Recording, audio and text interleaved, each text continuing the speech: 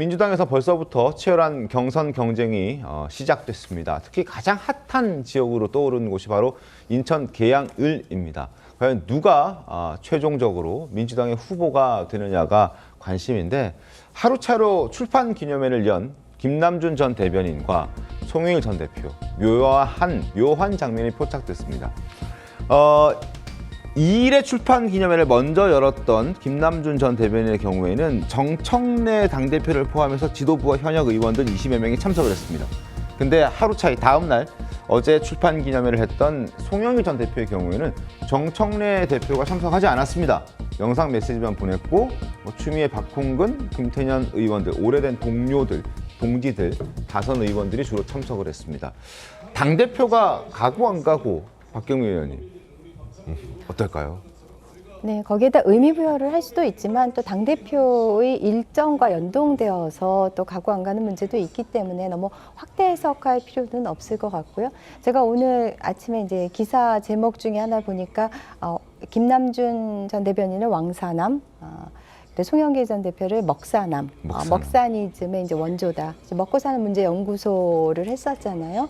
그런데 저는 두 분 다 왕사남이고 먹사남이라고 생각을 합니다. 그러니까 김남준 대변인 물론 이재명 대통령을 지근거리에서 보좌하기는 했지만 송영길 대표도 이제 여러 가지로 합을 맞추면서 그 심리적인 거리는 가까웠던 것으로 알고 있고요. 근데 그런 측면에서 둘 다 왕사남이고, 또 이제 당선이 된다면 누구도 다 먹고 사는 문제, 민생 철학을 이어가면서 민생 문제 해결에 최우선권을 둘 것이기 때문에 먹사남이라고 생각하고, 이제 두 분 중에 누가 공천이 갈 것이냐, 이제 그거하고 관련해서는 글쎄요.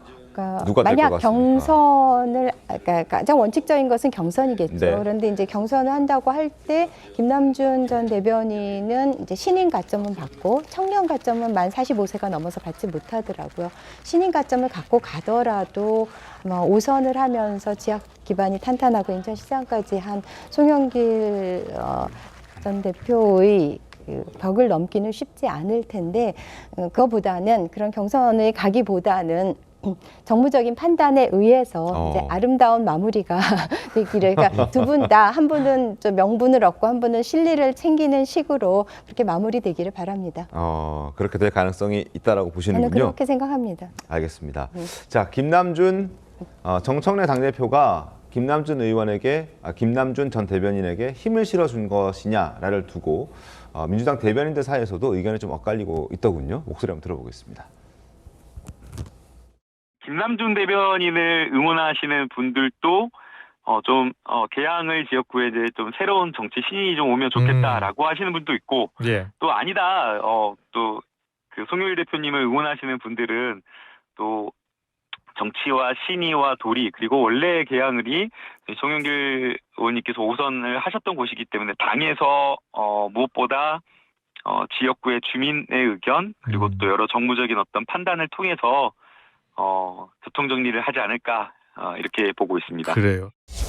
당대표가 오셨다고 하면 거기 있는 사람들이나 인천권, 경기권 지역에 있는 사람들은 전부 다 김남준 대변인이 전략 공천을 받을 가능성이 매우 크구나. 대부분 그렇게 생각하죠.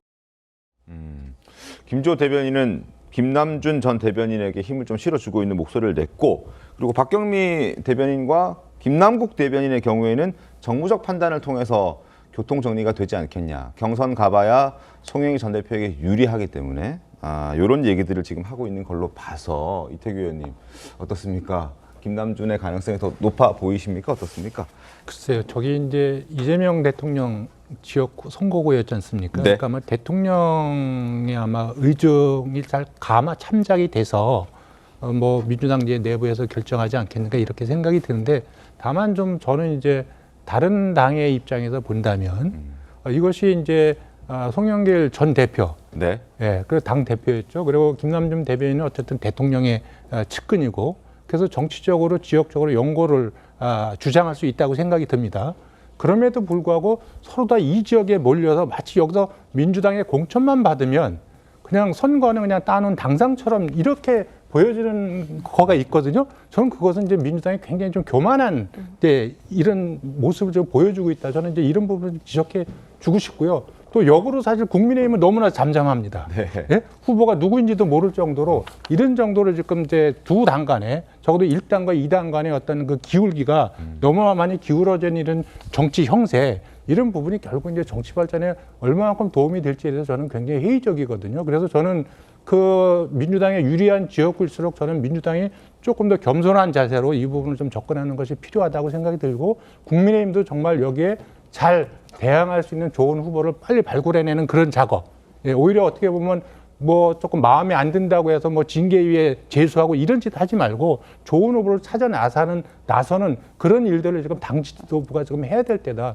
이런 말씀을 좀 드리고 싶습니다. 알겠습니다.